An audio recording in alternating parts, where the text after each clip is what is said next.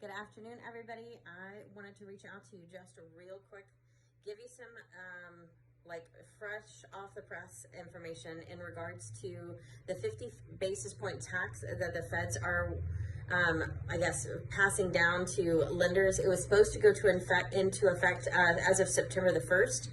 We've gotten kind of a little bit of a reprieve, and they've pushed that back to December 1st.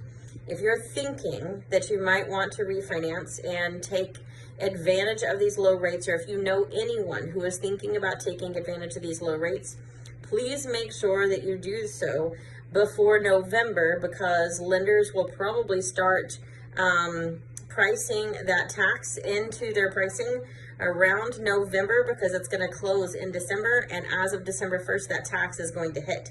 So if you want to refi, if you know anybody who else needs to refi, please let us know. This is a refi tax only, not on purchases. So give me a call, 972-755-4876 for any information that you would like on this, and we'll be happy to help and get you started saving money on your mortgage. Talk to you later. Bye-bye.